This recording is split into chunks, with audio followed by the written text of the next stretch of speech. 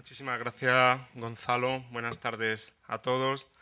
La verdad que agradecemos a Casa América por la amabilidad de acogernos una vez más aquí y a todo el equipo por su profesionalidad y su buen hacer diario. Quiero saludar muy cordialmente a los ponentes de esta noche, a Rafael Rodríguez Ponga, secretario general del Instituto Cervantes y presidente de la Asociación Española de Amigos del Pacífico, a Manel Ollé, profesor titular de Historia y Cultura de la China Moderna y Contemporánea de la Universidad Pompeu Fabra, y a Antonio Sánchez de Mora, que va a ejercer de moderador facultativo del Archivo General de India. La Comisión Nacional para las Conmemoraciones en la Nueva España se creó en el año 2013 para celebrar diferentes efemérides: el 5º centenario del descubrimiento de la Florida por Juan Ponce de León, el 5º centenario del descubrimiento del Océano Pacífico por Vasco Núñez de Balboa, el 300 aniversario del nacimiento de Fray Junípero Serra, fundador de las misiones de la Alta California y recientemente canonizado, el 450 aniversario de la que es la ciudad más antigua de los Estados Unidos, San Agustín de la Florida, y finalmente el 200 aniversario del cierre de la ruta del Galeón de Manila, que es la actividad que esta tarde nos trae aquí. Estas conmemoraciones tienen como objetivo principal dar a conocer el legado histórico y cultural español y proyectarlo hacia el futuro para cimentar unas relaciones aún más estrechas, si cabe, con Estados Unidos, México y Filipinas. En 2015 se cumple el 450 aniversario del tornaviaje de Fray Andrés de Urdaneta, pero también el 200 aniversario del cierre de la ruta del Galeón, que casi durante 250 años estuvo liderada por españoles y que fue pionera, como ha dicho Gonzalo, en el proceso de globalización. Hay dos hechos actuales que dan mayor importancia a la celebración de esta efeméride.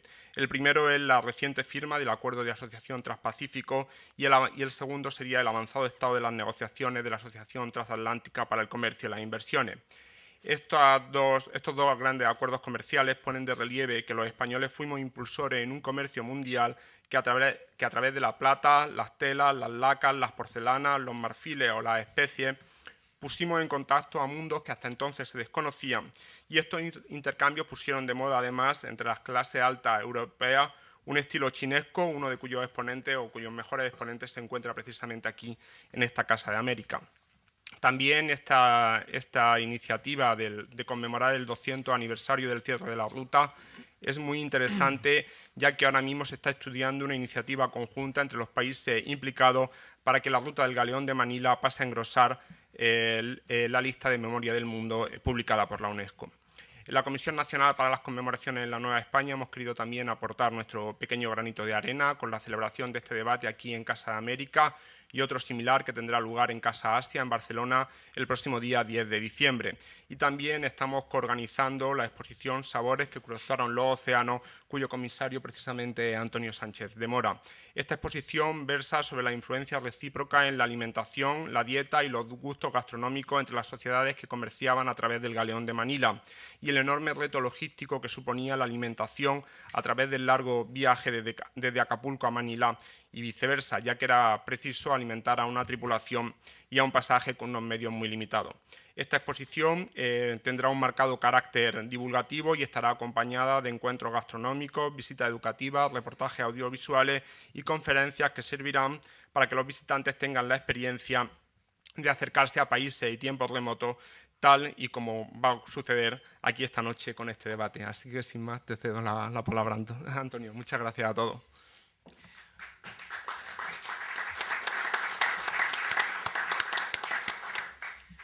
Muchísimas gracias, José Manuel, muchísimas gracias a la Casa de América por permitirme venir a esta casa la primera vez a presentar y moderar esta mesa redonda y a presentar a unos ponentes que tienen ya sobrada experiencia en los campos sobre los que vamos a dialogar hoy.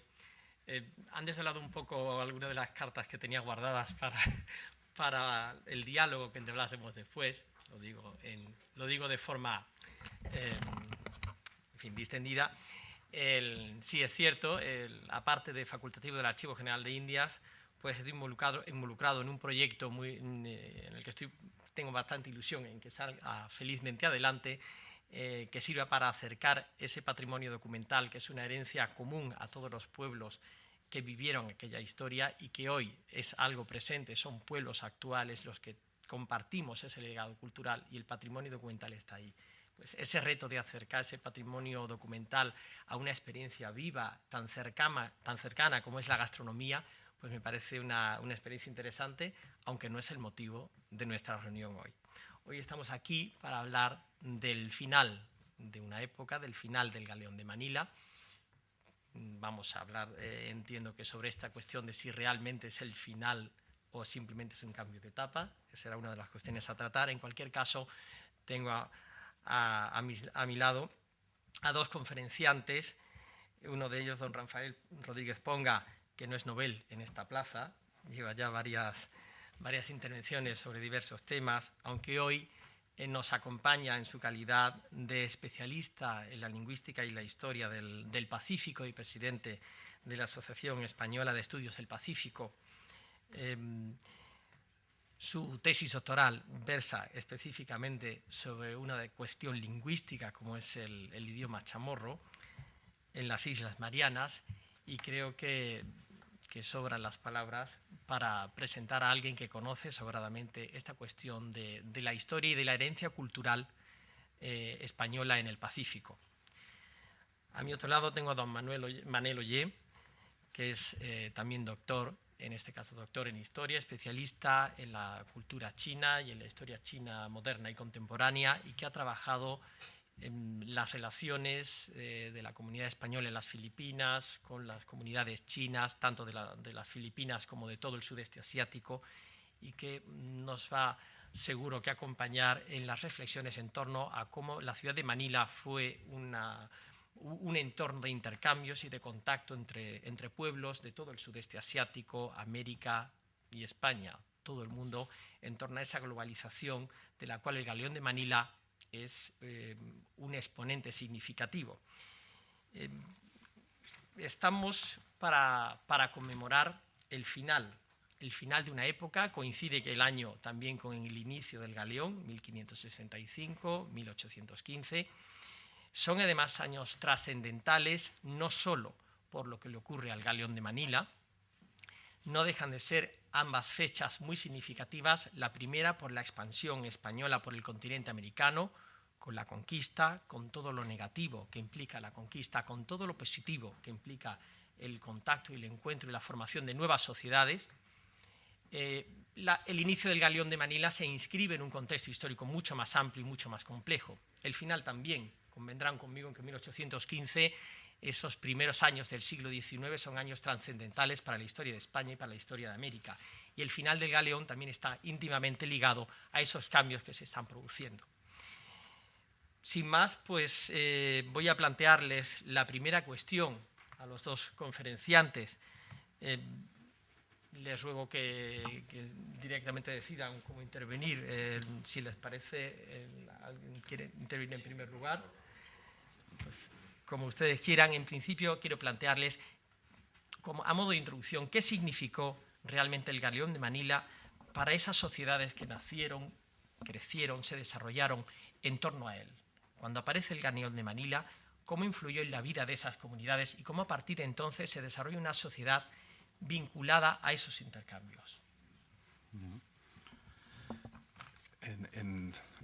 Antes que nada quería agradecer la oportunidad, la invitación a participar en este acto. Respondiendo a la cuestión, en la perspectiva asiática en Manila y en general en toda Occidental, la forja de esta ruta que unirá al continente americano con el continente asiático será muy transformadora. Es decir, no es algo anecdótico, sino que ni solo, digamos, de una manera nominal, que hablemos, pues que empieza sino que realmente, por ejemplo, con el tema de la comida, en China, la llegada de los nuevos productos americanos, la patata, el maíz, el boniato, etcétera, etcétera, posibilitará que en las décadas posteriores, por ejemplo, que a finales del 17, principios del 18, se hable del óptimo agrícola en China y que el aumento demográfico, el crecimiento demográfico espectacular en China se produzca en parte gracias a que estos nuevos productos pues, hacen posible que se roturen nuevas tierras, que campesinos que no tenían antes posibilidad de supervivencia puedan aprovechar márgenes, etcétera, y por tanto tiene unas consecuencias amplísimas en la sociedad, ¿no? Al margen de esto que es un poco anecdótico, se produce una conexión muy fuerte y que se produce no como algo planificado, sino por la coincidencia de varios procesos paralelos. Por un lado, en México y en Callao, en Perú, actualmente Bolivia, se descubren y se explotan una serie de minas de plata. También se descubre un proceso de amalgama de la plata con el azogue, con el mercurio que la purifica, etc. Y eso hace que durante el periodo que hablamos, el 85% de la plata que se genera en el mundo se está generando allí, pero al mismo tiempo, sin que nadie lo hubiera previsto, en China la economía se está silverizando, es decir, los impuestos se están empezando a producir solo en plata, lo que se llama el único latigazo, el único impuesto, digamos, se tenía que pagar en plata. Las grandes transacciones se tenían que hacer en plata y China era deficitaria en plata.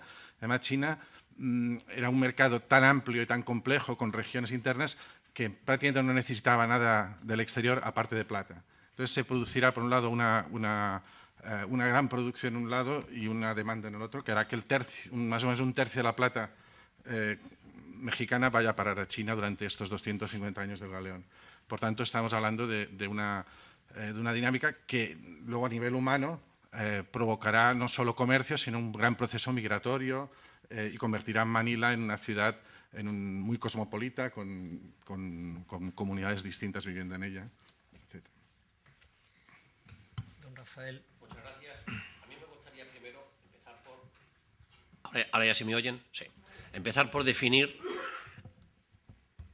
qué entendemos por Galeón de Manila. Para que no haya dudas, porque tiene varios nombres. Se habla de Galeón de Manila, Galeón de Acapulco, Nao de la China, Nao de Manila, Nao de Acapulco, según la perspectiva. Y es la ruta marítima estable que unía América con Asia a través de Oceanía y que implicaba a más países de los que parece.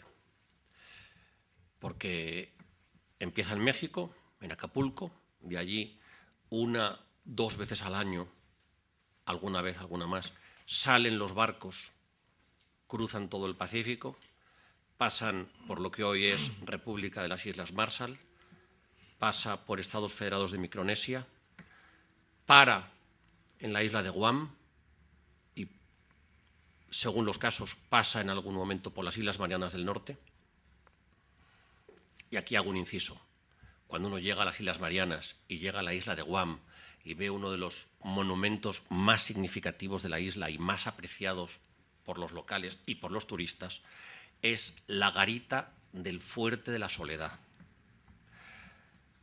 ¿Qué es la garita? Es el fuerte que está en la bahía de Umatac, donde el centinela tenía como única obligación estar pendiente de ver cuándo llegaba el galeón de Acapulco.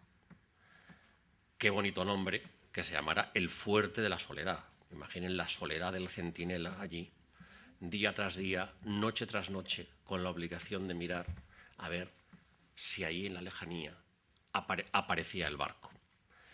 Piadosamente lo pusieron Nuestra Señora de la Soledad, pero en realidad la soledad creo que era un sentimiento muy común entre los soldados españoles, en el sentido de peninsulares, mexicanos o filipinos, porque son los que venían en el barco precisamente. De allí seguía a Filipinas.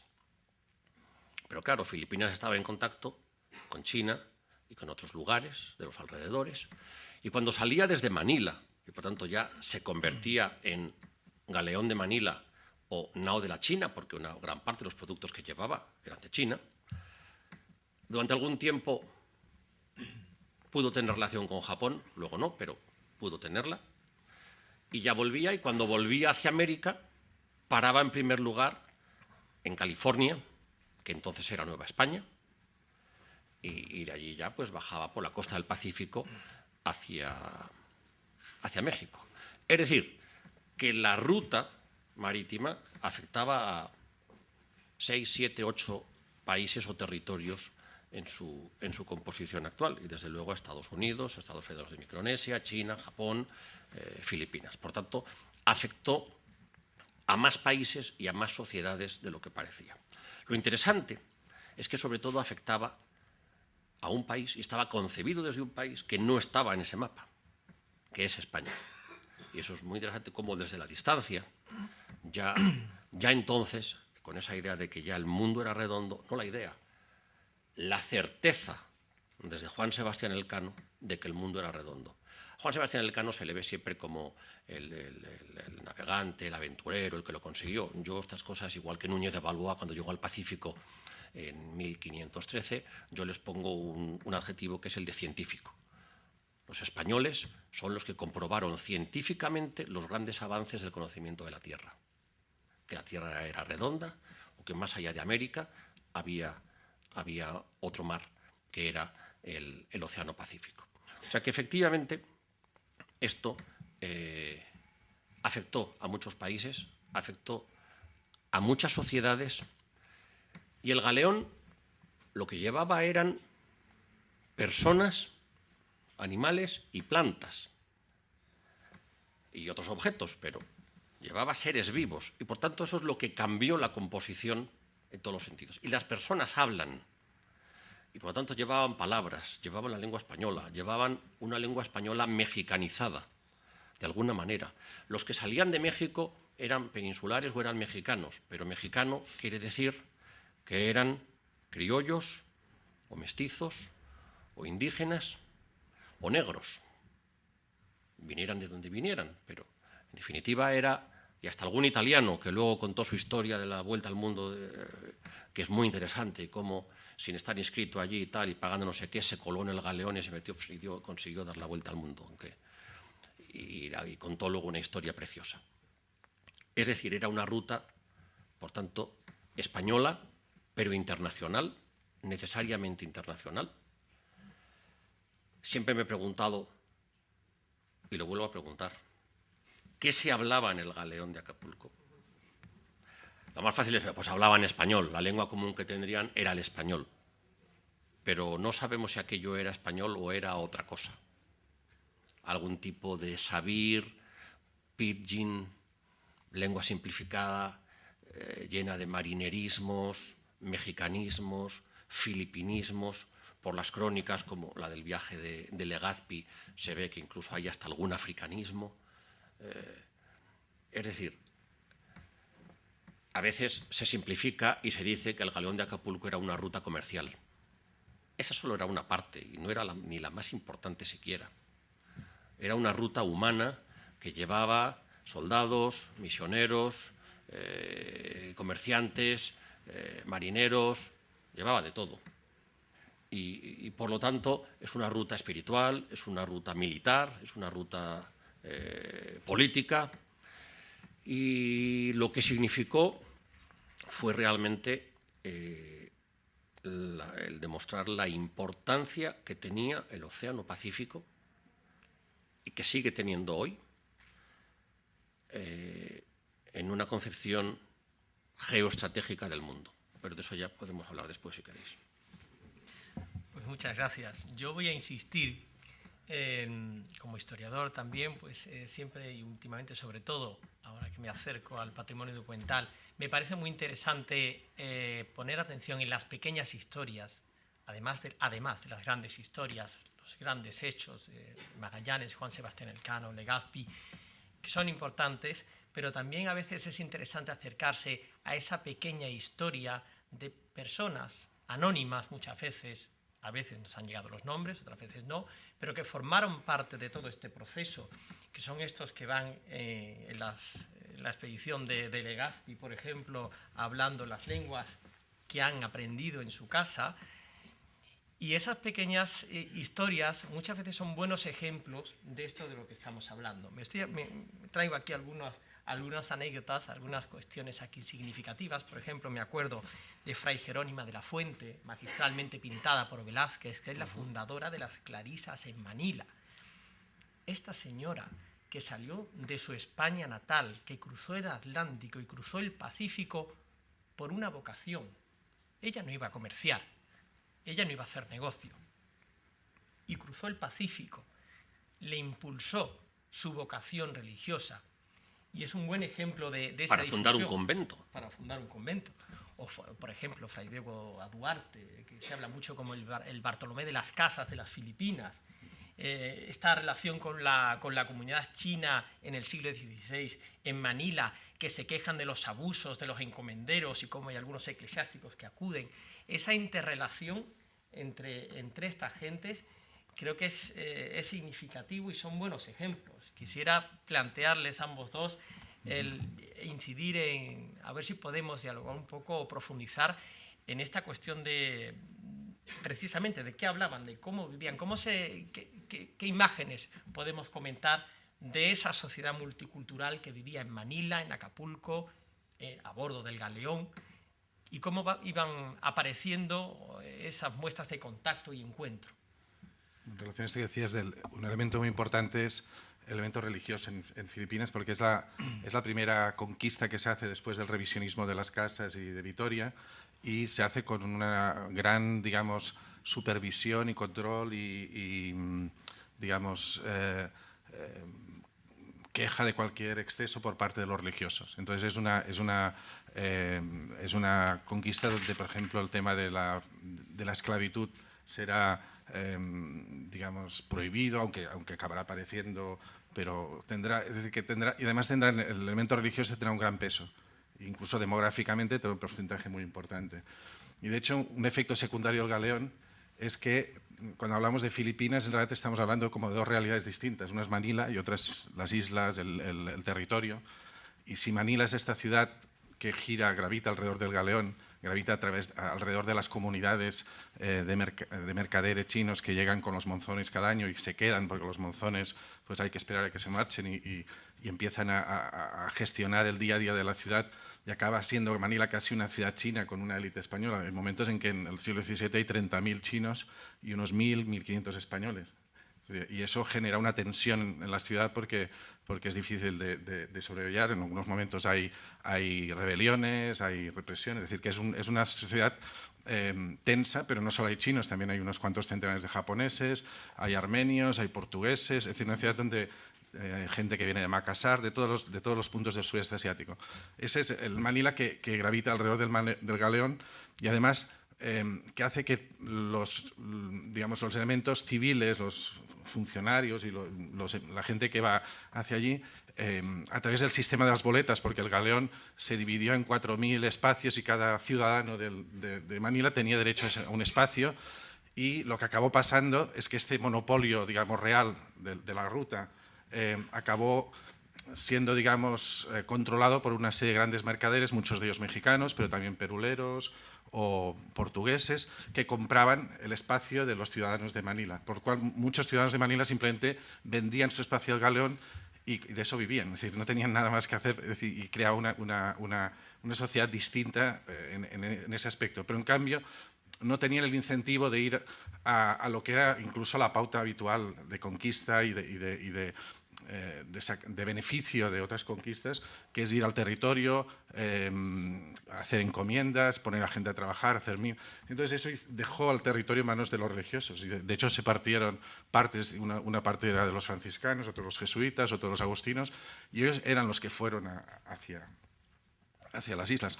Por ello, el mayor legado que ha quedado en Filipinas de la presencia española es el catolicismo. La lengua ha quedado, pero no ha quedado, digamos, como una lengua de uso, sino a través de nombres propios, de topónimos, de esta mezcla, digamos, dialectal, etcétera, pero no ha perdurado. Pero en cambio es el catolicismo, porque los que estuvieron allí durante 3 o 4 siglos en el día a día con los nativos fueron los religiosos. Y además el componente humano, digamos, proyectado sobre el territorio fue siempre escaso.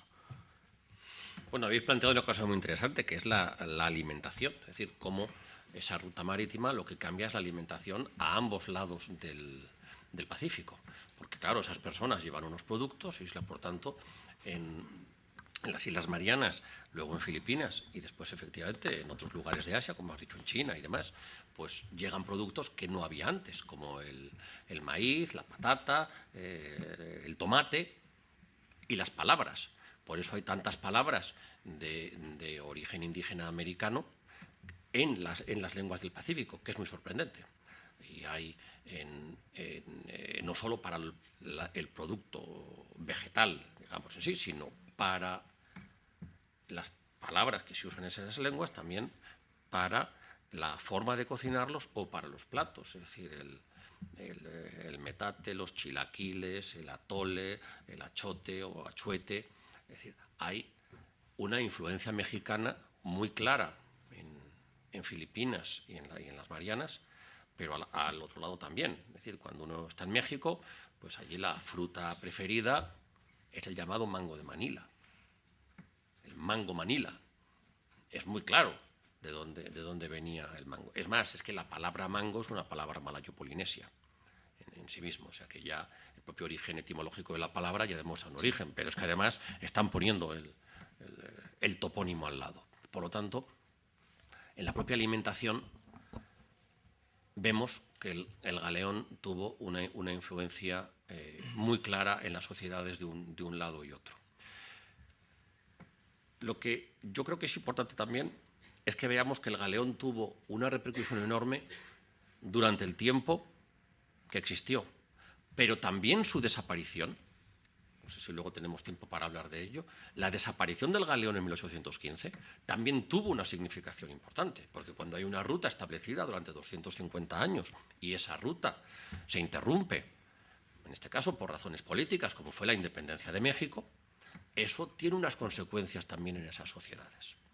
Y creo que, viendo ahora con un poco de perspectiva, podemos analizar las dos cosas. ¿Qué consecuencias tuvo el galeón y qué consecuencias tuvo la desaparición del galeón? Porque significó y tuvo consecuencias que todavía siguen hoy bien patentes. También desde el punto de vista lingüístico, y en alusión específicamente a la lengua española, bueno, pues es evidente que la lengua española llegó a Filipinas y a las Marianas en barco. Y llegó muy poco a poco, porque claro, iba muy poca gente. Es verdad que América desde España también fue en barco, pero es que iban muchos más barcos, iba mucha más gente. Mientras que, es decir, cruzar el Atlántico lo cruzaban muchos más y los que luego se aventuraban a cruzar el Pacífico pues eran muchos menos. Lógicamente eran muchos menos. Y además, no solo eran muchos menos, sino que muchos de ellos no tenían la idea de quedarse. Y eso tiene unas consecuencias. Hubo menos familias españolas, menos familias hispanohablantes. Es más, vuelvo a decir lo que he dicho antes, muchos de los mexicanos que iban ni siquiera eran hispanohablantes de origen, sino que eran hablantes de las lenguas indígenas mexicanas, o si eran africanos, pues vaya usted a saber de qué lengua y qué. Bueno, cuando estuve en México fui precisamente a uno de los pueblos de negros que están cerca de Acapulco, porque efectivamente hay comunidades negras cerca de Acapulco, en Coajinicuilapa, Cuijla, y efectivamente allí queda muy claro que allá había en la llamada Costa Chica de Guerrero, donde está Acapulco, hay una influencia de digamos, españoles europeos, de los indígenas de varios tipos, mixtecos, purépechas, los negros, la llegada de los filipinos o chinos, con ese nombre genérico tan hispánico que todos los de aquí y los de México también digo, todos son chinos. Es difícil de saber la historia de la China poblana en Puebla, si era China poblana, era China, era Filipina, era Indonesia, como dice alguno, y que por su forma de vestir acabó cambiando la manera de vestir de las mujeres de Puebla y por tanto de México, y se ha convertido a lo largo de los siglos en un modelo de vestimenta tradicional mexicana, y resulta que era de China. Bueno, o de Indonesia o de Filipinas, pero llegó por el galeón. Es decir, no solo cambia la alimentación, cambia la indumentaria, pero al mismo tiempo también al revés. Evidentemente la indumentaria, digamos, clásica filipina del 18 o del 19, pues es muy española o muy mexicana, según como se quiera ver, o muy novohispana. Y por lo tanto, estos intercambios en los dos lados, pues han quedado hasta hoy. Eso es lo interesante. Muy interesante. Yo voy a volver a algunos de estos pequeñas anécdotas que creo que están en relación con todo lo que estamos hablando, fruto del contacto diario con la documentación. Me acuerdo, por ejemplo, de dos ejemplos de lo que llega a implicar ese movimiento de gentes en todas direcciones. Me estoy acordando de un esclavo chino capturado en las costas de China y que acaba en Sevilla vendido y revendido, y que al final reclama su libertad en aplicación de las leyes de Indias, y el Consejo de Indias, está toda la documentación en el archivo de Indias y está estudiado y publicado, el Consejo de Indias, que va en apelación el juicio ante el Consejo de Indias, declara que ha de ser liberado porque había sido capturado injustamente.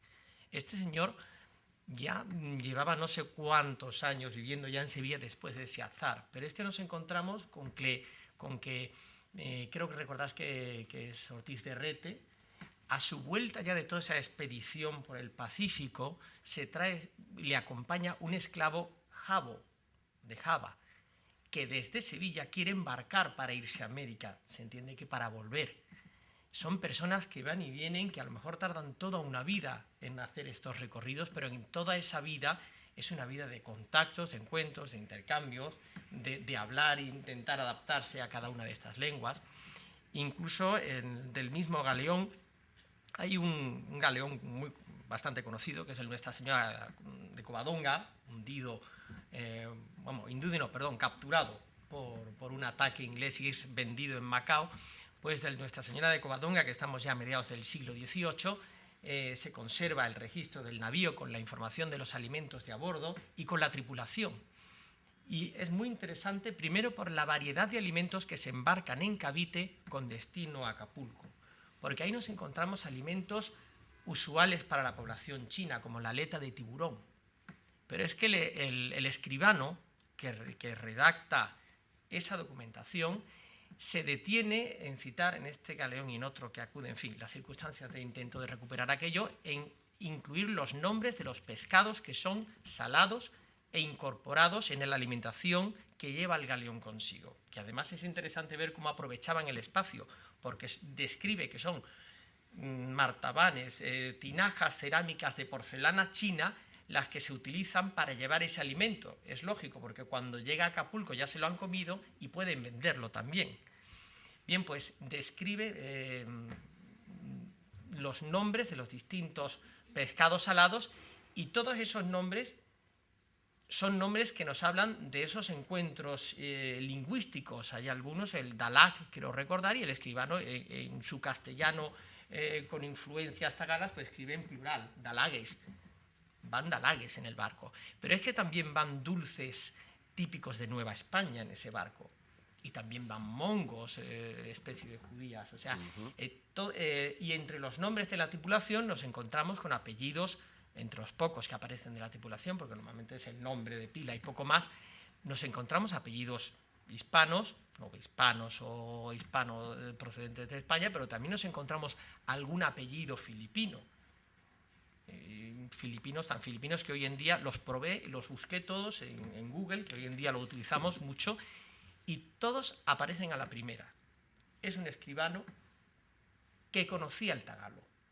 Y eso también me parece interesante, porque no hemos hablado de los papeles y la burocracia, que los españoles con el galeón también llevamos los papeles y también se introduce una práctica de la burocracia y el funcionamiento de la administración en las Filipinas, a imitación de la que se está desarrollando en Nueva España y en España, que también es interesante ver y cómo esa práctica pues lleva a que haya personas nacidas en Filipinas que pudieran tener contactos familiares con las comunidades china o comunidad tagala o malaya también, y todo eso acaba reflejado en su día a día y en ese idioma que utilizasen, en esa comida a la que estuvieran habituados.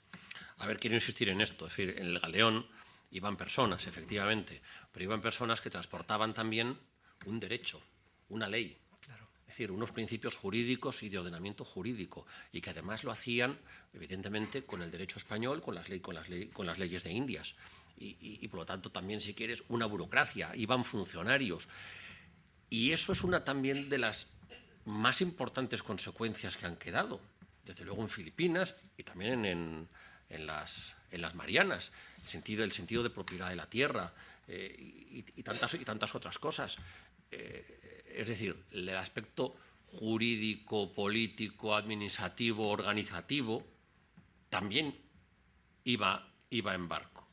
Y eso también da una dimensión también importante. Pero has citado un lugar que es fundamental en todo esto, que es Cavite. Es decir, el galeón de Manila en realidad salía de Cavite, de la bahía de Manila, pero de Cavite. Cavite es una ciudad muy interesante porque era una ciudad, pues no sé cómo llamarlo, multiétnica. El gran puerto de Cavite, donde había personas de muchos orígenes y donde cuajó una de las variedades lingüísticas de contacto que se siguen hablando hoy en día, que es el chabacano caviteño. Es decir, la población de Cavite, al final, ya no hablaba español, hablaba una cosa nueva llamada chabacano. Voy a explicar el significado de la palabra.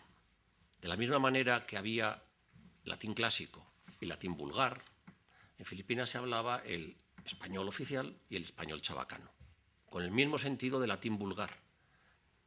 No es que sea especialmente peyorativo, es simplemente decir, hay un español oficial, hay un español estándar, un español culto, y hay un español popular, vulgar, exactamente igual que el latín dio lugar a nuevas lenguas, el español en su variedad vulgar dio lugar a nuevas lenguas en Filipinas, que son las que hoy se hablan. Hoy se dice que el chabacano en Filipinas ha alcanzado ya 1 millón de hablantes. Realmente el número de hispanohablantes es mínimo en Filipinas, sin embargo el número de chabacano hablantes sigue aumentando. En Cavite son pocos, en Ternate, también en la bahía de Manila, también son pocos, unos pocos miles, pero son muchísimos en el sur, en Mindanao, en Zamboanga, en Basilan, en Davao, en Cotabato. Sí. Algunos historiadores han mencionado, han analizado el galeón como una ruta comercial que tuvo como principal función el subsidiar todo un proceso de intercambio cultural entre otras cuestiones lingüísticas, pero también de formas artísticas, de objetos, como hemos visto también, de pautas de consumo, también de libros. Pensamos cuando hablamos de elementos religiosos, los religiosos no solo iban a predicar, sino que, por ejemplo, la primera traducción de un libro chino a una lengua extranjera lo fue al español y fue en 1590, que se tradujo el Ming Xin Pao Jian, el espejo del rico corazón, que es una colección de aforismos confucianos, etcétera, que lo hizo un dominico con ayuda de unos chinos, por ejemplo, ¿no? Es decir, que hay una circulación y luego, a partir de la plataforma que fue Manila, la entrada en China de jesuitas en el siglo XVII y otros franciscanos, dominicos, etcétera, que escribieron libros en chino, y eso es algo poco conocido, como Diego Pantoja, que fue el sucesor de Matteo Ricci en la empresa jesuita en China, y escribió tratados teológicos, libros de tema diverso, científico, etcétera, en chino, o Francisco Varo, que a finales del XVII escribió la primera gramática de la lengua china basada en la gramática de Nebrija, adaptando, digamos, las estructuras y escribió lo que se llama el arte de la lengua mandarina. Y por tanto hay una circulación de productos, y por lo que respecta en el sentido contrario, se habla pues aquí es difícil de determinar, pero entre 5.000 y 20.000 chinos, siendo chinos todos los que venían en el galeón, digamos, asiáticos o incluso ni asiáticos, es decir, negros, etc. Algunos de ellos venían como esclavos en las primeras décadas, aunque a mediados del 17 ya se les quitó la condición de esclavitud. La esclavitud era prohibida para los filipinos, pero era permitida como servicio personal, etcétera, de gente de otros lugares del sudeste asiático, etcétera. Entonces, hay también la llegada de costumbres, el licor de palma, formas adivinatorias. En México hay muchos detalles de cultura popular o cotidiana que tienen que ver con este elemento de estas 200, 250 personas que iban en el galeón cada uno. Hay otro aspecto importante del galeón, que es una ruta muy, muy restrictiva, es decir, nos fijamos en lo que sucede, pero en realidad fue una ordenación que se hizo a finales del siglo XVI para contentar las protestas y el descontento de los comerciantes, sobre todo andaluces, de la seda, etcétera, porque es una ruta que entraba en contradicción con los intereses peninsulares. Y de hecho, durante el 17, 18, 19, a principios hay 4 o 5 peticiones formales en la corte para no solo cerrar el galeón, sino abandonar Filipinas, porque entraba en contradicción con el interés. Y en cierta manera hay hasta hace muy poco la leyenda o la idea de que Filipinas fue una colonia, digamos, gravosa, que no daba ningún beneficio. Pierre Chanou decía solo el espíritu quijotesco y el espíritu de Santa Teresa, digamos, es decir, la evangelización, etcétera, hacían pensable esa empresa porque el situado que cada año se tenía que subvencionar. Luego se ha analizado bien y se ha visto que no era así, sino que también la corona pues sacaba algo de todo ello. Pero lo comparativo con otras comunidades mercantiles como los de la Compañía de Indias holandesa o inglesa es que el galeón lo que hace justamente es limitar a un solo barco, 2 barcos, y limitar también a una carga de 300 toneladas a barcos, perdón, 300 toneladas al barco, 250.000 pesos, y esto será sistemáticamente incumplido, se llegarán a hacer grandes, de hecho los mayores barcos del 18 o 17, muchos de ellos eran los galeones o carracas que circulaban, que llegaban a tener 2.000 toneladas y por tanto hacían que buena parte de lo que por ahí circulaba era al margen de la ley, digamos, al margen de lo que estaba estipulado. Por tanto, también hay que tener en cuenta que es un sistema que buscaba ser restrictivo, es decir, que podría haber, y en el 19 justamente tuvo muchas críticas, y en parte acabó no solo por la independencia, de hecho acabó el 15, pero cuando acabó durante 6 años privadamente se siguió circulando. Fue la creación de la Real Compañía de Filipinas y del viaje directo sin pasar por, es decir, desde Cádiz directo a Filipinas, el que en parte, digamos, le empezó a torpedear el galeón, y también la competencia británica y holandesa, es decir, las nuevas circunstancias las que le empezaron porque era como un club de unos cuantos grandes mercaderes que controlaban aquello y que sacaban la gran tajada, ¿no? Pero evidentemente, al margen de la circulación de la plata hacia un lado, de México a China o a Asia, y de la seda en el sentido contrario, como tú apuntabas, lo interesante cuando vas a letra pequeña es todo lo que en enero, en febrero, cuando se hacía el mercado que duraba un mes en Acapulco, cuando llegaba el galeón, todos los productos y comidas y objetos que se vendían allí, muchos de ellos para consumo en México mismo. Algunos sí que llegaban a la metrópolis, pero muchos eran para consumo en México mismo. También la exclusión de Perú en esto nos habla de este carácter restrictivo. Se intenta evitar que el comercio entre Asia y América creciera demasiado. Eso también es una cosa interesante. A ver, yo voy a dar mi opinión sobre esto, porque efectivamente tenía un carácter restrictivo, pero es que yo creo que el galeón no tenía una finalidad comercial. El comercio de la seda o de la plata lo que hacía era mantenerlo y hacerlo posible, pero la finalidad era otra. Había una finalidad geoestratégica. Y el galeón lo que hacía era cumplir la función de al menos una vez al año, digamos, el dar una vuelta por el Pacífico para garantizar que aquello seguía siendo el lago español. Y por seguridad de América y de las posesiones en América, de los virreinatos, no convenía que hubiera muchos barcos por allí. Si se liberalizaba el comercio y todo el mundo empezaba a moverse más de la cuenta, podía entrar en peligro la seguridad de América, teniendo en cuenta que los virreinatos llegaban pues, desde la Nueva España, empezaba en el sur de Alaska, parte de Canadá, toda la costa de Estados Unidos, todo eso, digamos, España consideraba que eso formaba parte de Nueva España hasta abajo, hasta la Patagonia.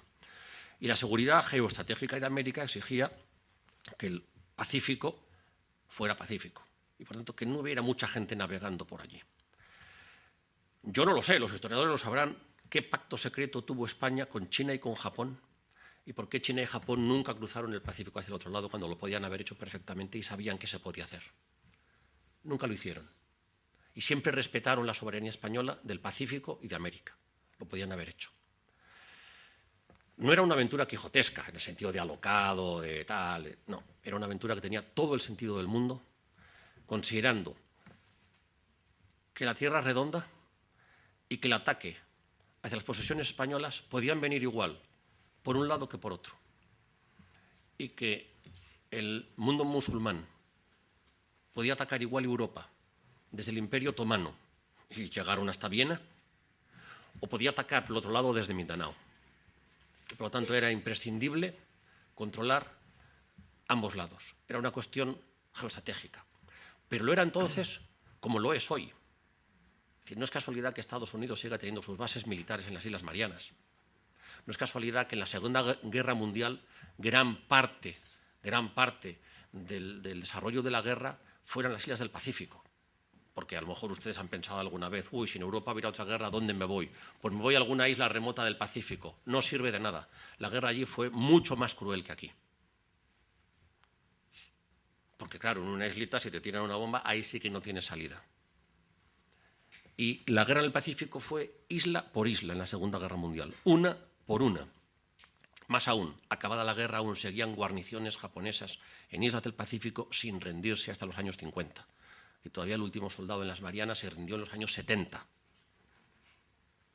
Es decir, el control del Pacífico, como dijo Lee Kuan Yew, y repite mucho Ramón Tamames últimamente, quien controla el Pacífico controla el mundo. Y eso desde Carlos V se sabe. Por eso digo, ¿qué pacto secreto hubo con China y con Japón para que lo respetaran? Alguna vez aparecerá, pero es decir, para mí la finalidad del galeón era el tener ese derecho de paso, ver por allí, ver que nadie anda por allí, que los portugueses, los holandeses, los ingleses, todos querían meterse. Al final acabaron respetándolo durante un tiempo, no ya en el siglo XVIII, pero ya es en el sur del Pacífico. El Pacífico Norte lo respetaron bastante hasta el siglo XIX y el conflicto de las Carolinas con Alemania.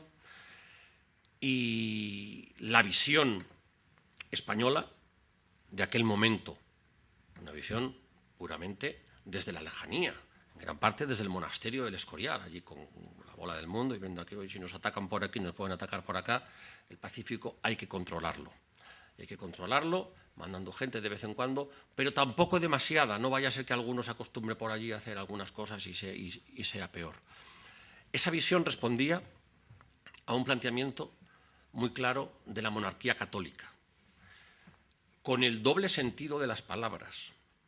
Monarquía en el sentido de gobierno, de poder, y católica también en el sentido de universal, no solo en el sentido religioso, que también, y era importante la parte religiosa y espiritual por todo lo que ello conlleva, sino también en el sentido de lo que hoy, en el contexto internacional, Naciones Unidas, llamaríamos la gobernanza global.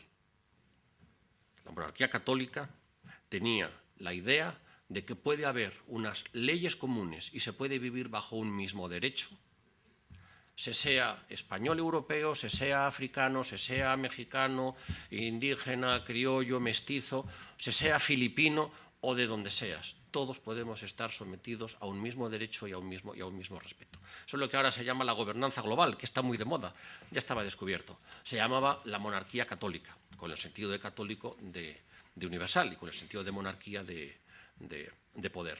Creo que eso era, a mi juicio, lo más importante del significado del galeón de Manila. El comercio fue simplemente la forma práctica de que aquello subsistiera, porque bueno, si había alguien que además de aquello pues sacaba un beneficio, pues fantástico, porque así tenían interés y por tanto era más fácil que aquello se mantuviera, porque si nadie sacaba ningún beneficio no se iba a mantener, porque la corona no tenía ningún beneficio económico manteniendo las Filipinas, al revés, siempre fue gravoso para España. No tenía la corona ningún beneficio manteniendo las Islas Marianas, un beneficio económico. Sin embargo, era geoestratégicamente importante tener las Islas Marianas y Guam precisamente para los barcos. Pero eso que es válido para el siglo XVI resulta que sigue siendo válido para el siglo XXI, porque al fin y al cabo la geografía sigue siendo la misma. Muy interesante la reflexión. La verdad es que han surgido tantos temas que no sé muy bien por dónde continuar, porque en el fondo quería volver a dialogar. Apunto una cuestión, sí, que hay historias que hablan de que en realidad la primera guerra global, la primera guerra mundial se produce a principios del 17, justamente con las Provincias Unidas, con los holandeses, porque se está produciendo en el norte, digamos, en el norte de Europa, se está produciendo en el Caribe, pero también en Asia, porque los holandeses cuando llegan a Batavia, la actual Java, cuando después llegan a Indonesia, cuando llegan a Taiwán y cuando en pocas décadas, entre el 1602 y 1620 y tanto, toman más de 20 naves portuguesas, bloquean el puerto de Manila, intentan tomar el puerto de Macao, están, digamos, siendo muy beligerantes con los ibéricos en Asia Oriental. Recordemos también, cuando hablabas de monarquía universal, que desde 1580 a 1740 Felipe II, Felipe III son reyes del Imperio portugués y del Imperio castellano, Imperio español. Y eso también explica en parte esta contención en relación al Galeón de Manila, porque el rey portugués, digamos, tenía que mantener los intereses también de Macao, de Nagasaki, etcétera, y por tanto no interferir en las rutas de la plata portuguesas.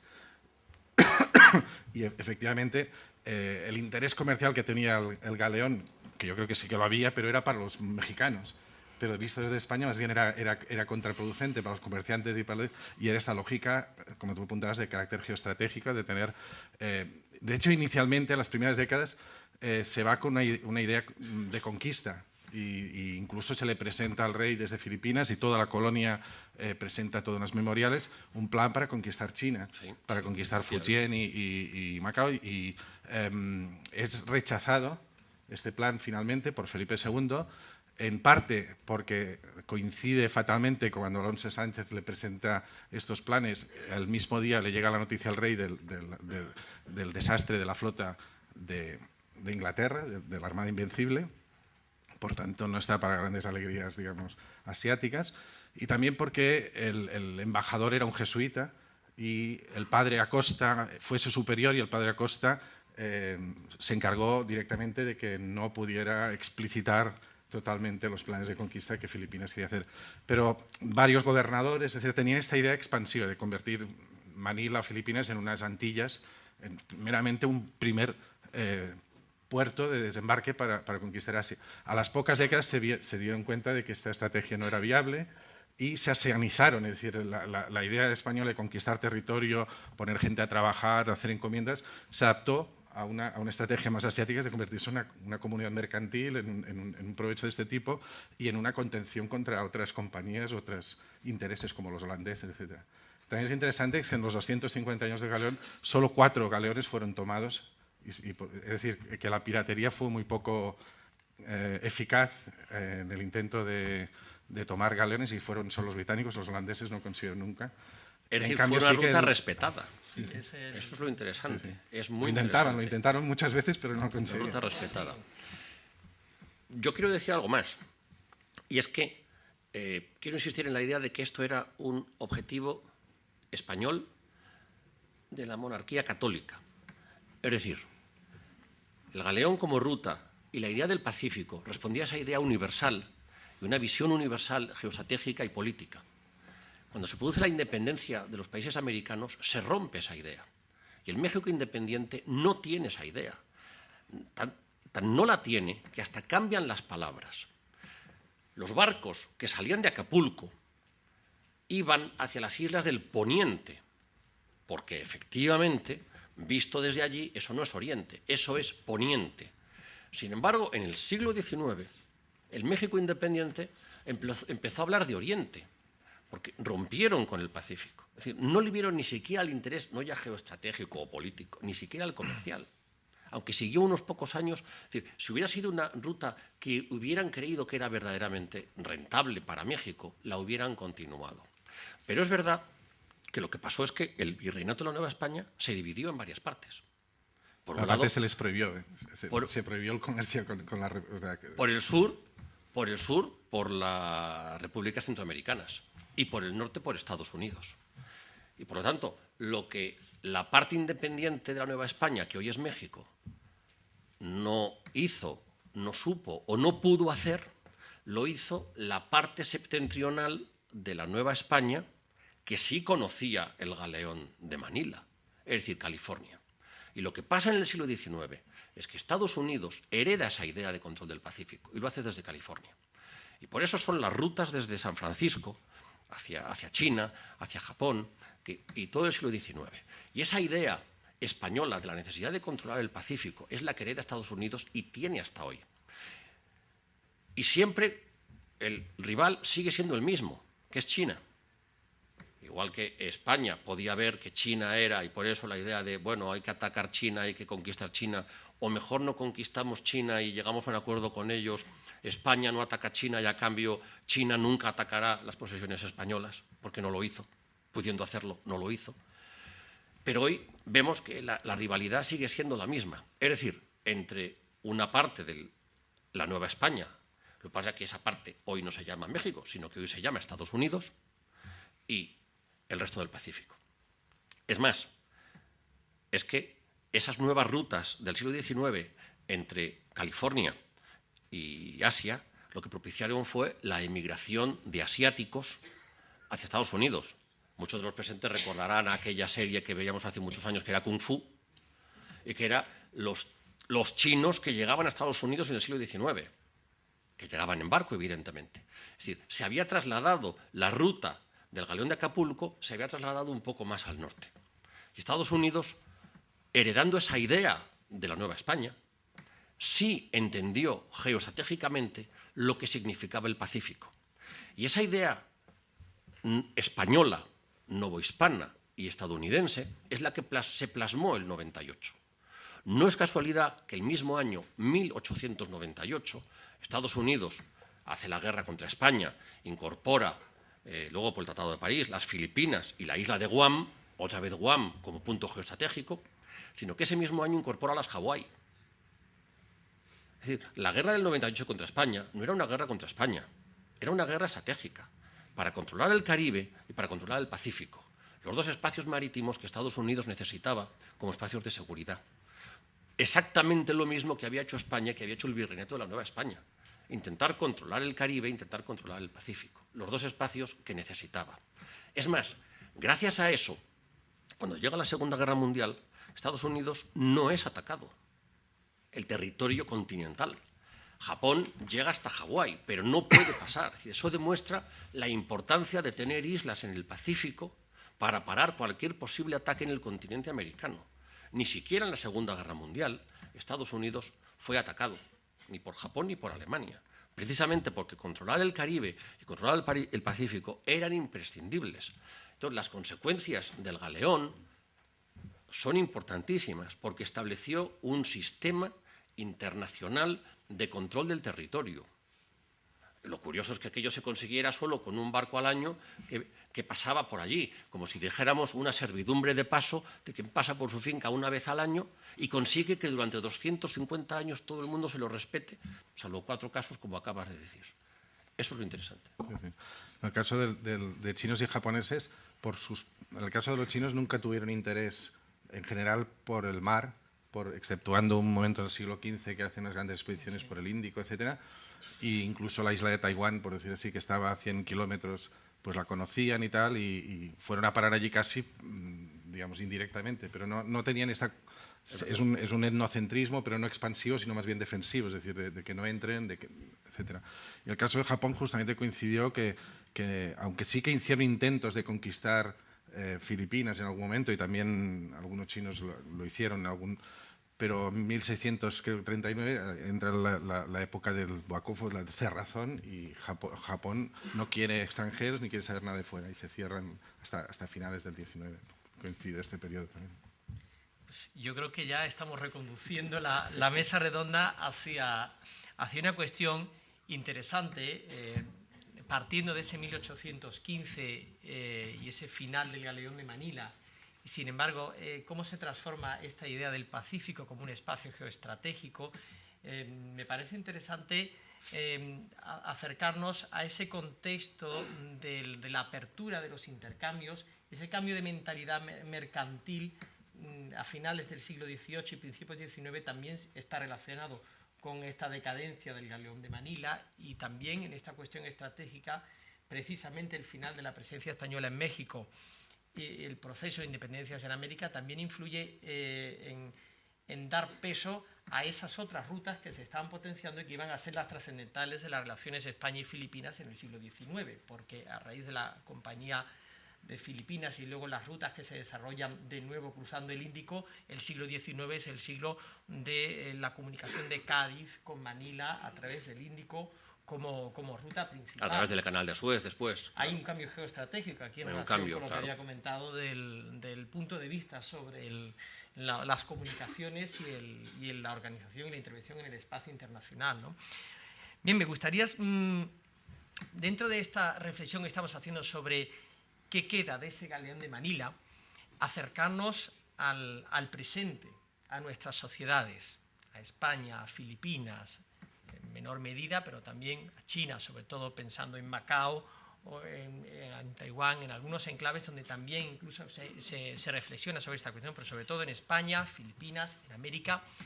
En nuestras sociedades, ¿qué queda en la memoria colectiva, más allá de los especialistas que trabajan el tema, sobre esa época pasada en la que tuvimos un punto de encuentro, un espacio de encuentro?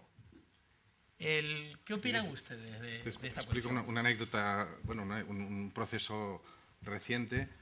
Hace unos cuantos años me invitaron a Hong Kong a participar en un congreso que organizó un empresario que era embajadas a nivel regional a Fujian, pero nunca cuajaron por razones diversas, que sería complicado. Pero lo que sí cuajó es aquello, si Mahoma la montaña no va, Mahoma, pues ya que no había una posibilidad de hacer un contrato formal, se creó un sistema informal, es decir, eran los emigrantes chinos que venían a Manila y el contacto era intensísimo, no era anecdótico, no es algo bueno, es algo de Manila y no chino, no, es que lo que realmente circulaba en gran masa era producción.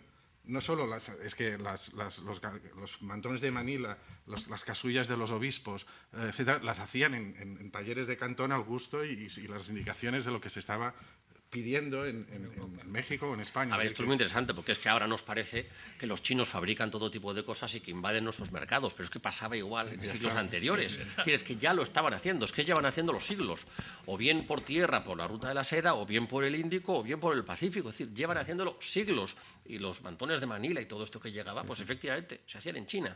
Pero es que uno está en la Catedral de México y ve las rejas aquellas y tal, la Catedral de México, y están hechas en China. Bueno, una se hundió. Una se quedó en el fondo del mar. Bueno, pues la otra llegó porque está allí. No, la otra llegó. Llegó porque está allí. Esa historia es muy curiosa. Y llegaron la cargan en el barco y la primera se hunde. Y llegaron desde Macao. Es decir, que cuando en la Catedral de México dicen, a ver, vamos a poner aquí unas rejas aquí metálicas y tal, ¿quién las hace más baratas? Hoy, pues en China. Pues se la encargaron a China. Es que tiene gracia que hace 300 siglos, o no sé exactamente la fecha ahora mismo exacta, pero eso ya sucedía. Además, no eran las más baratas solo, sino que tenían, por ejemplo, la tecnología, las marcas globales, lo que ahora son las marcas estas, las marcas chinas, las cerámicas de Jingdezhen, etcétera, que llevaban locos a todos los químicos y a todos los europeos intentando hacer algo parecido, y hasta el siglo XVIII no hubo un alemán que lo consiguió, creo que un alemán. Es decir, que y luego se hacían, cuando una marca funciona, salen las imitaciones, y en México había imitaciones de cerámicas, imitaciones de sedas, etcétera. Quiere decir que tenía su qué. Sí, sí. Hay otra cuestión que, tanto durante este periodo como posteriormente, me parece muy interesante del encuentro entre España y Filipinas. Yo siempre me he planteado la sorpresa de los españoles cuando llegaron, porque en algunas cuestiones encontraron algo más parecido a casa que lo que se habían encontrado en Nueva España, en América. Y el mejor ejemplo nos lo da un personaje conocido seguro por todos, que es don José Rizal, que era un hombre humilde de plátano y morisqueta. La morisqueta es una palabra para mí preciosa por lo que significa. Es el arroz que comían los moriscos. Y los españoles cuando llegan a América no se encuentran arroz, se encuentran maíz, que no saben lo que es, frijoles, les suena, patata, algo nuevo, tomate, algo nuevo, pero llegan a Filipinas y en vez de encontrarse algo más extraño todavía, se encuentran arroz. O sea, la paella. O sea, la paella. En versión filipina. Pero al fin y al cabo, pues era eso. Y le dan el nombre. O sea, me parece interesante. Y luego otra cuestión interesante también en relación con China, el encuentro con China en aquel contexto, es que en América en general es un encuentro a un nivel, o sea, está descompensado. La potencia europea, también cultural e intelectualmente, y la prepotencia europea que llega a América, llega también a las Filipinas y pretende llegar a China y no se encuentra con unos pueblos poco organizados, poco estructurados. Me acuerdo de la fascinación de algunos eclesiásticos que incluso llegan a intentar, no digo camuflar o esconder, pero sí suavizar algunas cuestiones que chocaban con la religiosidad y la ideología europea, y algunos de ellos se dedican a comprar libros chinos, a alabar la cultura china. Es un encuentro ahí muy interesante porque se encontraron dos mundos muy distintos, pero dos de un gran potencial y un gran nivel. Esta embajada, la embajada famosa de que no llegó, en parte no llegó porque el emperador de China ya dejó ver que no iba a recibir la embajada. Que eso es otra cuestión también importante, ¿no? Cómo se encuentran esas dos actitudes prepotentes de dos imperios. El emperador de España será emperador en España, pero aquí en China el emperador, el hijo del cielo, ¿no? Ese soy yo. Esto es interesante porque, por ejemplo, José Acosta, que antes mencionaba, la historia natural de las Indias, y en el de Procuranda Indiorum Salute, hace una gradación de diferente tipo de indios y habla de los indios gentiles. Y los chinos y japoneses, dice, son como los griegos o los romanos. Son gente culta, con moral, etcétera, y les falta ser cristianos. Y en realidad se va construyendo una imagen, en parte interesada, porque a los religiosos que iban a Asia les interesaba animar a los centros de poder para que invirtieran en ello y que mandaran dinero y efectivos, y pintaban, en cierta manera, una especie casi de utopía en la tierra, digamos. Pero claro, es que ciertamente cuando llegaban a China y veían, cuando aquí se está construyendo el Estado moderno, y veían un sitio donde no había aristocracia, donde los impuestos iban todos a parar a manos del rey, donde no había guerras de religión, donde no había peste, toda una serie de cosas que en Europa pues aún se estaban padeciendo, pues decían, pues no están tan mal, digamos, esta gente. Y decían, y luego intentaban, yo que sé, hay una figura de una diosa taoísta con un niño, decían, era la Virgen. Sacaban la idea de que algún día fueron cristianos y se olvidaron de ello. De que había habido Santo Tomás había predicado por allí, y luego intentan hacer una especie de... Porque también provoca un problema, es decir, ¿cómo puede ser que gente que no son cristianos sean tan civilizados? Eso provoca un choque cultural. Y lleva, por ejemplo, González de Mendoza, que era el embajador, que no pudo ir, se quedó en México, pero escribió un libro que se llama La historia del Gran Reino de la China, que se tradujo a todas las lenguas europeas, que tuvo decenas de ediciones y que impactó en, por ejemplo, lo que Montaigne habla sobre China, lo dice a través de Mendoza. Lope de Vega hizo una obra a partir de allí. El Quijote recoge episodios. Es decir, tiene un impacto intelectual en toda Europa a finales del 16-17. Era el libro de referencia sobre China. Lo escribe un agustino que está en México, que, frustrado porque no le dejan seguir, compila todo lo que sabe, entrevista a todo el mundo que ha estado por allí, y en Roma pues edita un libro también para competir con los jesuitas, porque cada orden religiosa competía por ese mercado espiritual, por decirlo así. Sí, y Filipinas, efectivamente, en ese contexto asiático, porque Filipinas, el contexto asiático, siempre ha sido zona de frontera. Como bien ha estudiado el profesor Luque, al que veo por ahí al final, Filipinas siempre ha sido territorio de frontera. Pero es que lo era y lo sigue siendo. Era la frontera de la Nueva España y hoy, en cierto modo, es la frontera también de la presencia del mundo estadounidense en Asia. Siempre ha estado en el límite. Y dentro del límite, claro, el sur, Mindanao, y en concreto Zamboanga, más todavía, porque siempre era el lugar en el que había de todo, desde los piratas que llegaban por allí, los moros que estaban en Mindanao, los españoles, los mexicanos, y ahora que dices lo de la morisqueta, la paella, andaba yo en cierta ocasión comiendo paella en Zamboanga y dije, qué rica la paella, y no me entendieron. Y yo creí estar con gente que entendía español, porque eran chavacanos. Entonces dije, bueno, ¿y esto en chabacano cómo lo diríais?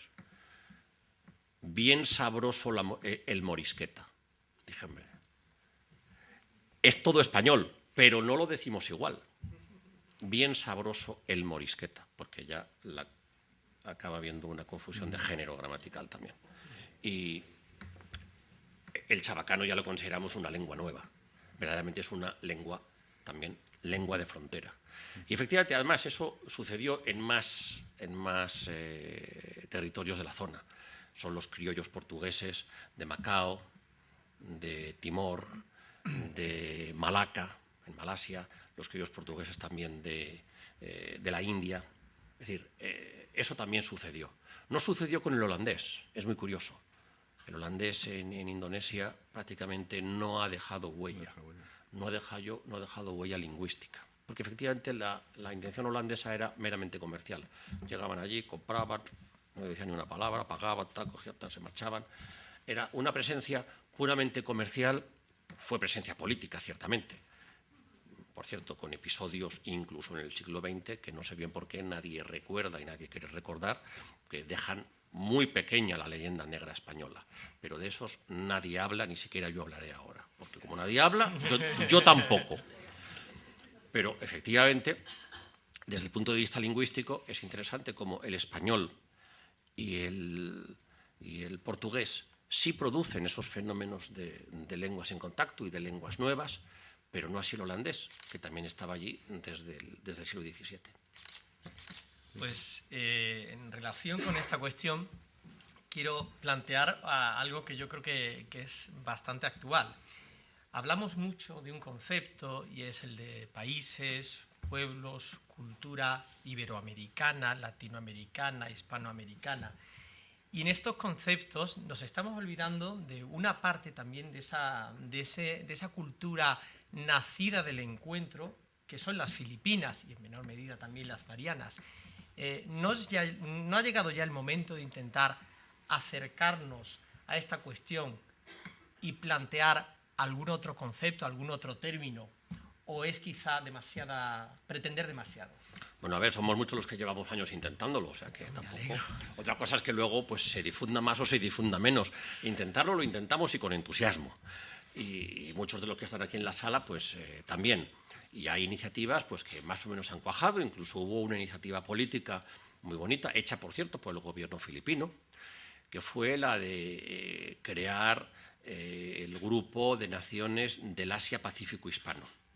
Yo tuve la suerte de estar en las dos reuniones que hubo, la constitutiva en Manila, con motivo del quinto centenario del descubrimiento, el 92, porque el gobierno filipino decía, bueno, el 92 es muy importante para crear la comunidad iberoamericana, pero también hay otra comunidad que es lo llamaron el Asia-Pacífico hispano.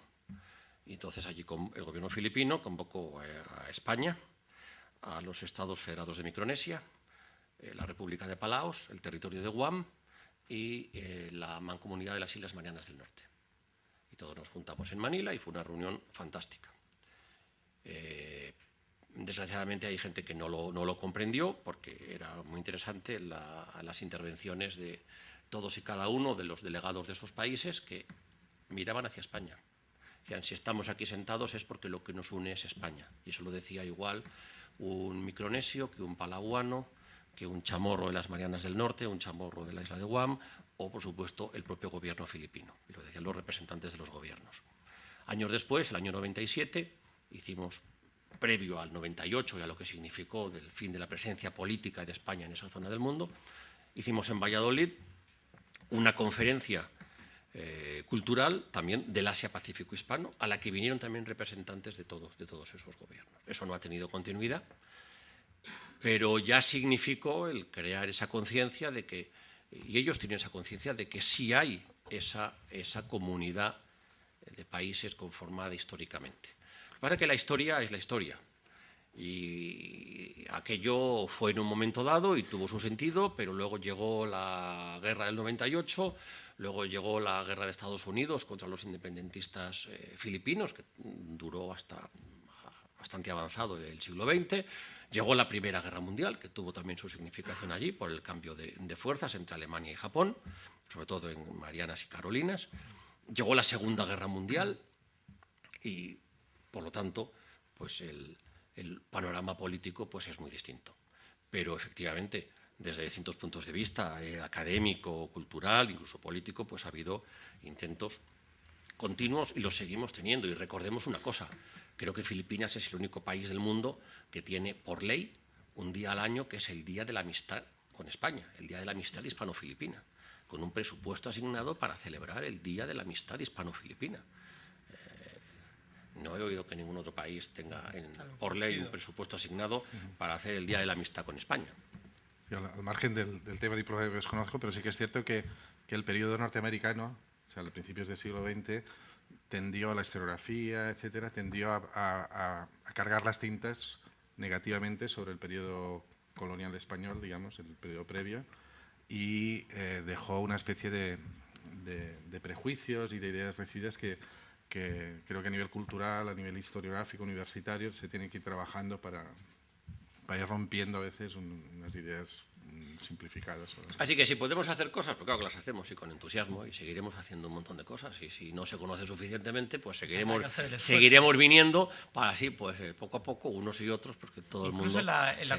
en la cultura popular, voy a cometer una frivolidad, pero me voy a acordar, me vienen a la mente un montón de imágenes. Hay una película española muy conocida de Paco Martínez Soria, en la que tiene un chofer filipino al que llama Fumanchu, porque lo relaciona con Fumanchu, chino, filipino, bueno, es parecido. Muchas veces la cultura popular ha perdido ese significado, aunque use la palabra. Y recuerdo, por ejemplo, en la cultura popular, en Andalucía por lo menos, me imagino que en otras zonas de España, antes en todas las casas había un chinero para la vajilla china, porque era la pieza elegante del comedor de la casa. En fin, son ejemplos que nos acercan, y creo que sería interesante recordar también a la sociedad de a pie este esfuerzo que se está haciendo. Y uno se recorre las costas de España, y en muchos de nuestros puertos hay pantalanes. Palabra que toda la gente que es de mar conoce lo que es, sabe lo que es un pantalán. Eso es palabra filipina. En España, en Europa, no había pantalanes. Eso es una aportación de Filipinas a la cultura europea, claro, la cultura marítima, pero al fin y al cabo la cultura europea. Y cuando uno va por allí y ve uno en San Vicente de la Barquera, por allí, pantalán, hasta aquí llegaron los filipinos. Y cuando va también por San Vicente de la Barquera y ve allí que pone Hotel Luzón, pues más todavía. Y si llegas a Comillas y ves que pone Bar Filipinas, pues más todavía. O sea que efectivamente todo aquello continúa vivo. Y si vamos a Filipinas y comemos un adobo, por ejemplo, pues también nos recuerda en la otra dirección. Claro, también, y el lechón. El lechón y tantas cuestiones. Quizás sería, si les parece a ustedes, el momento de plantear a los asistentes, si quisieran consultar algo o plantear alguna cuestión, hacer alguna reflexión. Ruego, por favor, brevedad. Al fondo. Quería preguntarle si el galeón fue un único galeón o se construyeron varios, porque parece ser que lo construyeron los piratas. ¿Cuántos días? A ver, soy historiador. ¿Cuántos barcos finalmente hubo? Pues no sé, un montones, fueron Hubo 250 años. La mayoría se construían en Filipinas, algunos en México, la mayoría se hacían allí. Y no siempre en galeones, algunos momentos fueron fragatas, algunos momentos fueron galeras, pataches, y fueron también cambiando las medidas. Al principio eran más pequeños y acabaron siendo casi de 2.000 toneladas. Y a veces iban dos, no iban unos solos. Sí. ¿Cada viaje iba solo un galeón o iban más? Al principio fueron dos, pero era uno. Tardaban unos 3 meses desde Manila desde Acapulco a Manila, y unos 4, 5 o 6 meses en el viaje de vuelta, porque tenían que subir con la corriente negra. ¿Y el hecho de que solo fueran atacados 4 veces era por ese interés en que no hubiera presencia de otros países o porque iban escoltados? El momento, había un periodo crítico en el viaje que era desde la salida, o sea, era básicamente las cercanías de Manila y los estrechos, incluso para la navegación, porque solo fueron 4 tomados, pero sí que fueron unos cuantos más los que fueron, digamos, los que experimentaron, se hundieron por factores. En la fase, digamos, filipina, sí, pero tardaban varias semanas en llegar desde Manila hasta el embocadero, hasta San Bernardino, que era la boca, digamos, que ya abría el Pacífico. Una vez en el Pacífico, allí ya no había. Otro momento crítico era en Acapulco. Perdón, era en la llegada, en la zona de California, ¿no? En la Santa California. Ana, por ejemplo. O sea, en la salida y en la llegada eran los momentos críticos, y allí sí que normalmente tenían algún tipo de protección. Sí, bueno, hay alguna vez, en alguna ocasión, en algunos años complejos, en los que creo recordar que se le lanzaba, o sea, se le enviaba una escolta para evitar precisamente los peligros de los hechos, pero no es el sistema de flotas del Atlántico, o sea, a lo que usted se refiere. Y algún año no salían, porque estaban, por ejemplo, los holandeses asediando el puerto, y entonces, por precaución, no salía o tardaba en salir, y ya si tardaba demasiado, ya por los vientos y tal, ya no podía salir. Entonces, algún año se perdía, digamos, el viaje porque no había seguridad. Este caballero tiene una pregunta. Primero, enhorabuena a los 3, y también al presentador que ha sabido ponernos en situación. Le voy a hacer una reflexión un poco larga y una pregunta. En primer lugar, KLM y British Airways sí que vuelan a Manila, y Iberia ni vuela ni ha volado, ni tiene ningún interés. Yo al embajador de Filipinas en España le dije que hay dos monumentos en Manila que ofenden a España. Uno es que España vendió por 20 millones de dólares, y le dije, digo, en poco valoraban los filipinos su patria cuando de alguna forma solo 20 millones de dólares. Y la otra es el monumento que hay al mexicano doctor Balmis por aportar la vacuna de la viruela a los filipinos. Balmis ni era doctor porque era cirujano de la Armada, ni México ni Manila eran tan distintas como Cuenca o Bilbao, sencillamente eran españolas. También ahora yo quisiera hacer una reflexión geopolítica, y me ha gustado mucho el planteamiento geopolítico que usted ha hecho, y es que en el Transpacífico, que si mal no recuerdo está formado por Estados Unidos, Japón, Australia, Nueva Zelanda, Filipinas, México, Colombia y Chile, su único objetivo es colapsar a China, y fundamentalmente a través de algo que es muy importante, como es la industria farmacéutica china, que hoy día es quizá más boyante que la americana y japonesa. Lo digo con conocimiento de causa. Eso, ese cinturón que se está creando en el Pacífico, me parece que puede tener unas conclusiones importantes. Y la última, en cuanto a la ausencia de Perú, eso para mí siempre ha sido, los pirulanos iban al mercado de Acapulco, y uno de los grandes negocios, como todos los negocios que ha hecho España, han sido de contrabandistas. Perdón la reflexión, pero es así. Es decir, en México, en Nueva España, perdón, y en Perú había oro y plata de sobra, pero no se podía extraer, había que traer mercurio, y el mercurio solamente salía de Almadén. No había mercurio suficiente, y por eso vía Nagasaki se metía en el puerto de Manila, y de contrabando se llevaba y se subastaba, por decir así. Es decir, que los peruanos que iban al puerto de Acapulco fundamentalmente iban a buscar a ver qué pillaban, más que a ver qué compraban. Esa es mi opinión particular, conociendo todos los países que he citado. Muchas gracias. A ver, un comentario sobre tantas cosas, porque yo sinceramente de mercurio no sé mucho y de farmacéuticas menos. Pero de la historia de Balmis y del monumento que hay ahí, sí, hemos debido ver monumentos distintos. Porque yo el monumento que he visto en Manila, frente a la catedral, es el monumento a Carlos IV, y lo que dice es: a Carlos IV agradecido el pueblo de Manila por la vacuna.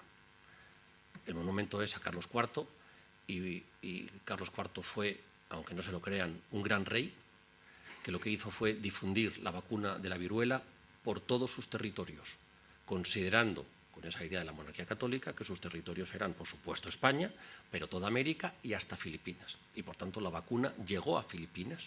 Y estamos hablando en 1802. Incluso a 3. Chile. Sí, 1803, 5, inicio y llegada, más o claro. menos, sí. Que es la llamada expedición filantrópica de la vacuna, que dirigía Francisco Javier de Balmis, de Alicante, que es uno de los mayores genios de la humanidad y de los mayores benefactores, y que hizo una labor extraordinaria, dando la vuelta al mundo, vacunando a miles y miles de personas, en algo extraordinario, y que lo que consiguió finalmente fue la erradicación de la viruela en el mundo. Saben que hoy es una enfermedad que ya no existe, y no existe gracias, efectivamente, a un médico inglés, el doctor Jenner, que es el que elaboró todo el planteamiento y tal, pero en realidad a un español que es el que lo difundió. ¿Y por qué lo difundió? Porque Carlos IV y la familia real eran muy sensibles sobre la materia, porque el rey Luis I, hijo de Felipe V, había muerto de viruela. Por lo tanto, la familia real lo sabía muy bien.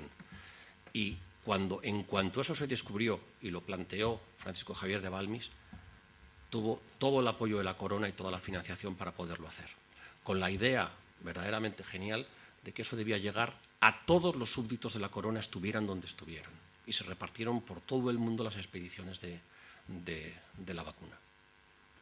Y eso es lo que, aunque en Francia, a mi juicio, eso justifica que aunque en Francia hubo revolución, y esto ya era después de la Revolución Francesa, aquí en aquellos años no hubo ninguna revolución contra la corona, sino todo lo contrario.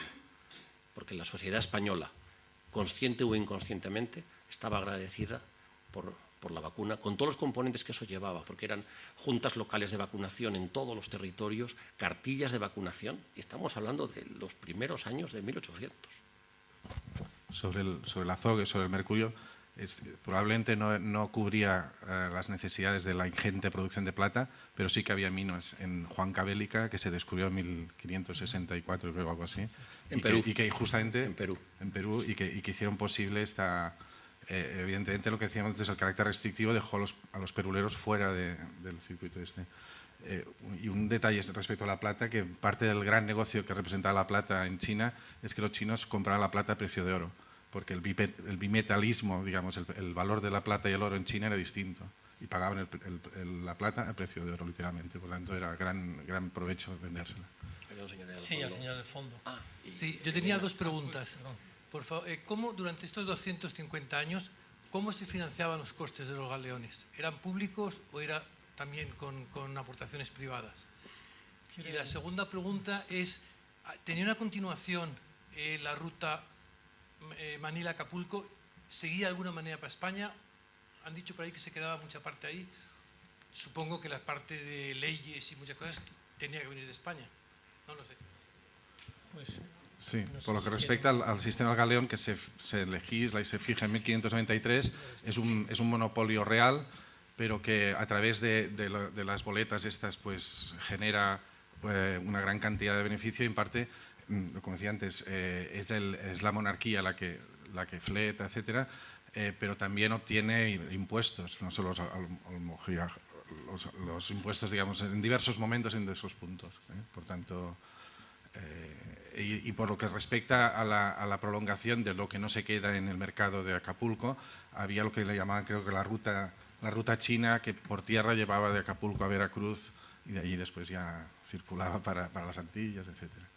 Sí, o sea, además hay mucha documentación de cómo se organiza el galeón de Manila, es realmente una intervención privada de todos los vecinos de Manila en ese reparto que se hacen de las cargas, y realmente hay un esfuerzo privado importante en el desarrollo y el sostenimiento de esa ruta comercial, y desde luego no termina en Acapulco como tampoco termina en Manila. Manila recibe y redistribuye la plata que estamos hablando, pero me estoy acordando también de barcos más pequeños, champanes chinos que llegan a Manila, o barcos que vienen trayendo productos y alimentos, que alguno he encontrado también de Borneo, de China, de Makassar, de todas de estas Japón. zonas. Y de Acapulco está la ruta terrestre oficializada que llega hasta Veracruz y que enlaza con la carrera de Indias para traer a España, a través del puerto de Sevilla primero, luego Cádiz, todos esos productos que vienen desde Oriente. Aquí esta señora. Buenas tardes, muchas gracias. Primero, ¿se me oye bien? No sé, ¿se oye? Sí, sí. ¿Así? Sí. Bueno, no estoy acostumbrada a esto. Bueno, yo siempre he tenido mucha curiosidad por una cosa. Llegué a Manila, a Filipinas, en el año 97. Yo nunca había estado en tales lugares tan lejanos. Entonces me extrañó muchísimo de llegar allí y que el español prácticamente no existía. Simplemente lo hablaban, o lo siguen hablando las familias muy prominentes de Manila, donde siguen hablando español, pero ya los hijos tampoco de estas. Entonces, no, me extrañaba porque la colonización que se hizo fue evangelización por los religiosos. Se evangelizó América. En América el español continúa, siempre hubo. Había lenguas autóctonas allí cuando llegaron los españoles, los religiosos. Pero el español ha sido el que ha quedado, aunque ellos sigan usando sus lenguas autóctonas. En Filipinas eso no ha ocurrido. Es la única colonización española, como lo quieran ustedes llamar, en que el español se ha perdido, porque nunca, creo, se habló. Se evangelizó en las lenguas autóctonas. No se evangelizó como en América, que lo hicieron en español. Los frailes aprendieron las lenguas autóctonas de las islas Filipinas Y no sé por qué causa, pero yo tengo el temor de que fue por una ambición de poder, porque si usted tiene la lengua del poder, que era entonces la española, bueno, los nativos conseguirían más poder que si los nativos no conocían la lengua del poder. Gracias. Quizás. Bueno, yo ese tema lo he estudiado bastante y efectivamente lo que uno ve es que el fenómeno sociolingüístico que se produjo en Filipinas es muy distinto del que se produjo en Hispanoamérica. Pero el de Filipinas hay que entenderlo en el contexto asiático en el que está Filipinas. En Hispanoamérica lo que se produjo fue una sustitución de las lenguas indígenas por el español. No general, porque sigue habiendo en estos momentos millones y millones de americanos que hablan el quechua, el aymara, el maya o el náhuatl. Pero en general las sociedades sustituyeron, y los mestizos desde luego, las lenguas indígenas por el español, que fue la lengua que acabó cuajando con las independencias americanas. En el caso filipino no fue así. En el caso filipino el español no sustituyó, sino que se añadió. En lugar de un fenómeno de sustitución, se produjo un fenómeno de adición. Y lo mismo sucedió con el portugués en Macao, y eso que Macao ha sido portugués hasta hace solo unos años. Y la población china de Macao nunca sustituyó su habla propia por el portugués. Lo añadía si era necesario. Lo mismo sucedió con, lo he dicho antes, el holandés en Indonesia, ninguna huella. El francés en Vietnam, tampoco. Es decir, en el contexto del sudeste asiático, las lenguas europeas nunca sustituyeron a las lenguas propias. Es más, ni siquiera después del 98, cuando llega a Estados Unidos, cuando llegan los profesores que mandan de Estados Unidos, cuando se impone el inglés a todos los efectos desde el 98 y sobre todo después de la Segunda Guerra Mundial, el inglés tampoco sustituye a las lenguas filipinas. Se superpone, pero los filipinos siguen hablando el tagalo, el cebuano, el hiligaynon, el pangasinan o el pampangueño. Siguen hablando sus lenguas, y aquí los que son filipinos, los que han vivido en Filipinas, como usted misma, lo sabe muy bien. Es decir, la sociedad filipina siempre ha sido políglota, siempre, y tienden a ese fenómeno de superposición de las lenguas.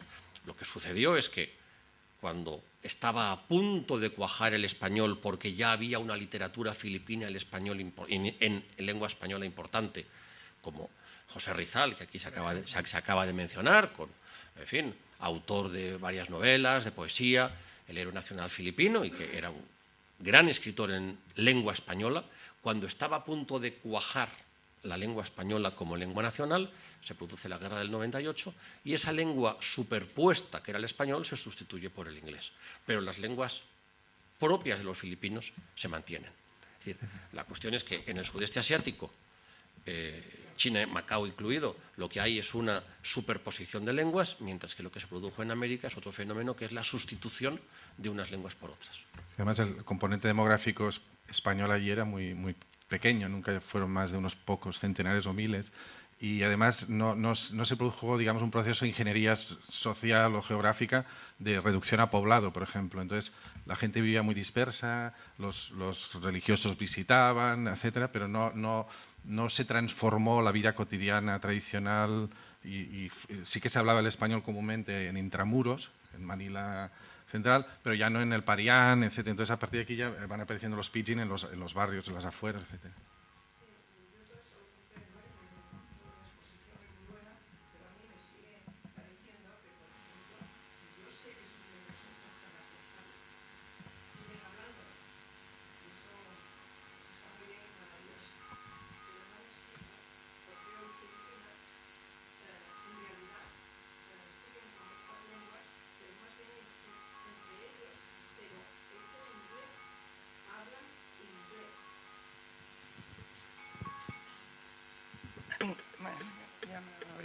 Bueno, pues eso, que es lo que no me explico. porque Filipinas hoy es de habla inglesa. La influencia cultural Aunque del inglés es muy aunque sigan fuerte en todos hablando los sentidos. tagalo, sigan hablando saocano y todas estas lenguas autóctonas.